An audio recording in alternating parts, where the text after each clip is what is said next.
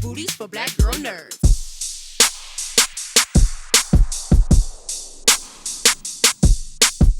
Hi, Miss Lupita. How are you? I'm well. How are you? Oh my God, you're so stunning. Oh, thank you. I love this orange on you. It's so great. Thank you very much. I just want to start by congratulating you because this is honestly the animated film of the year. What were your thoughts when you joined onto this project?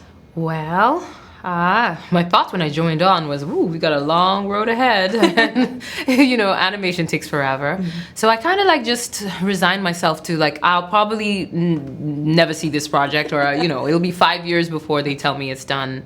So I was actually really surprised when it was done in 2.5. Yeah. Well, this year in particular marks 10 years since you won your Oscar. Mm-hmm. And in the film, we see that Roz has to adapt to her environments. So in your career, what would you say if there's something that you had to adapt to in this particular line of work? Whoa. It's that moment you just spoke about. Yeah, I think my first film leading me to an Academy Award was the biggest change in my life to date. And it was really disorienting to suddenly live in a world where everybody recognized you. And it took some getting used to. It took me a few years to get used to my new life context. Right. And do you like it?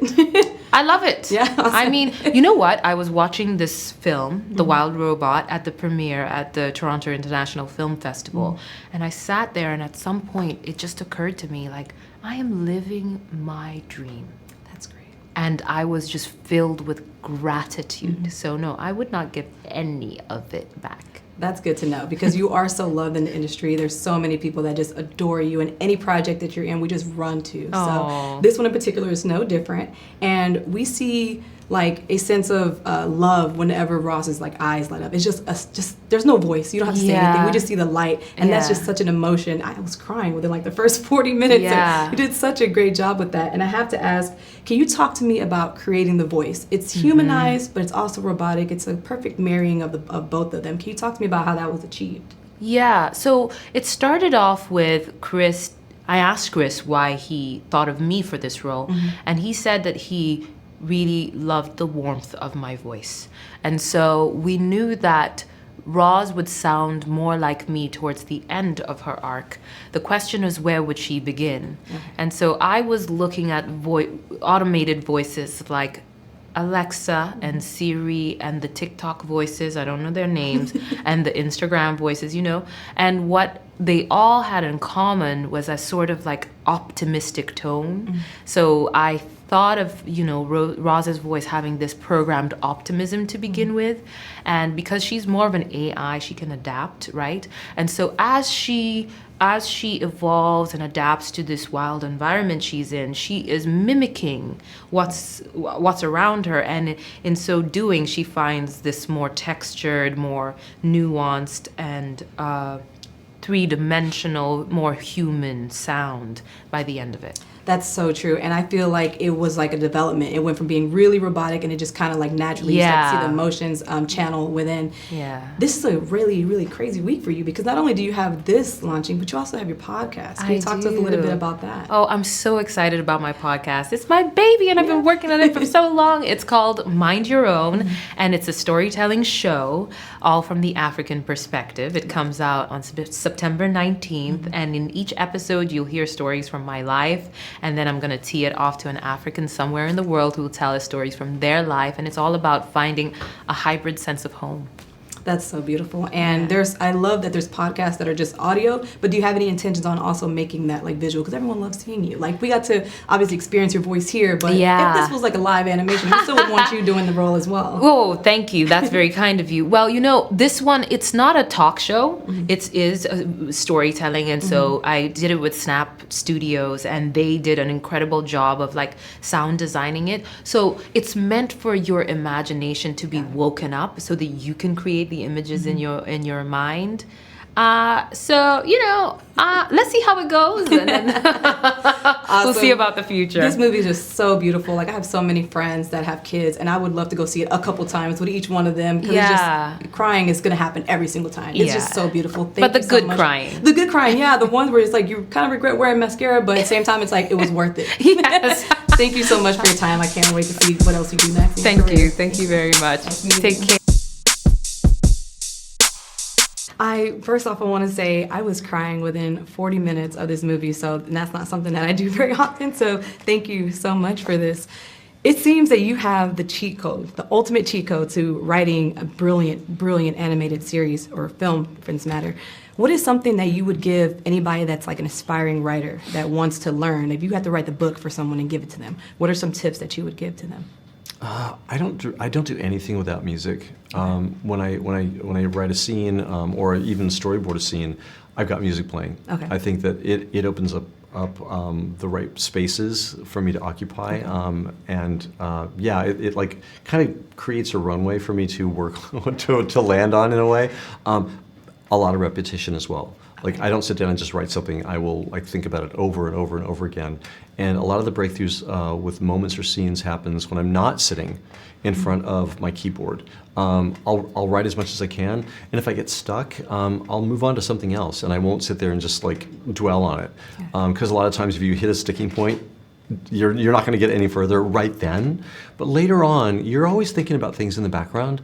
And later on, if I'm riding a bike and I'm writing or listening to music and stuff, like things will come to me. So yeah, learn to like flow around things and let things set for a little bit if they don't come to you right away. Got it. And since you mentioned that was my next question. The score is so beautiful. Like, I think that's partially why I was crying. It was so good. How much of your hands were in the song selection in this case? Because it seems like every 10 minutes or so, there's a song and it contributes perfectly to the scene that we're seeing. My admiration for music and my understanding of how important it is in the process cannot be overstated. Chris Bowers, I'm glad you brought him up because Chris Bowers' score is so important in this film.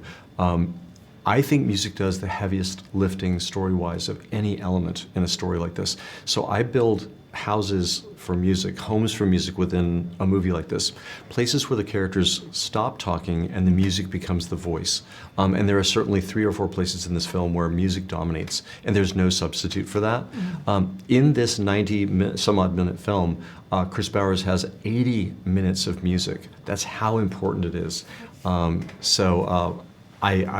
cannot I cannot say enough how wonderful it was to sit with him in his studio, because he sketches themes and he finds these things over a period of time, and he came into the process very, very early.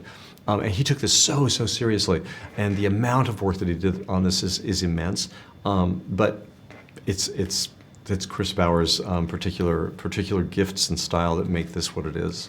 Thank you for that, because I feel like a big piece of that is the music. Now, since there is source material, how much of the actual film was written to adapt to the book, and how much was actually like creative writing?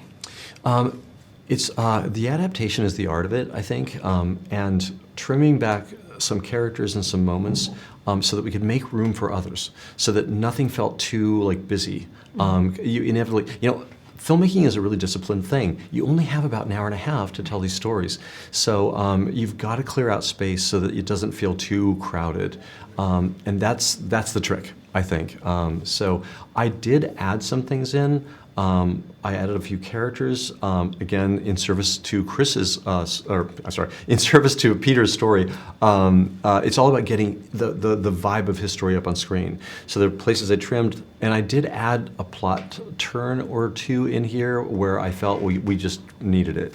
Got it. And last question, this is like the Avengers of a voice cast. How much of that were you involved in selecting them? Did you write it before they were cast, or was it vice versa? I wrote it before so that our casting director, Christy Soper, would know what to do, but full credit to her, because that's the part that I'm not very good at all, and she's, of course, perfect for it. So she suggested the voices that you heard, and we went to them, and we were very fortunate that they said yes.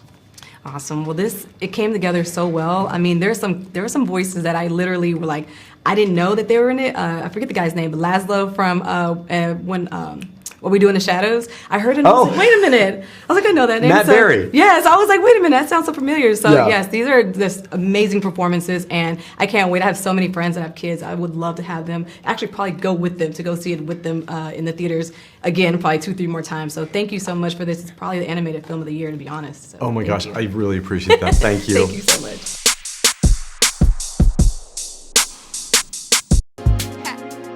Better shake your booties for Black Girl Nerves.